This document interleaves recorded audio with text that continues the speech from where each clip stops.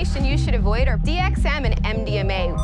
DXM is commonly found in over-the-counter cough medications that contain DM in the name.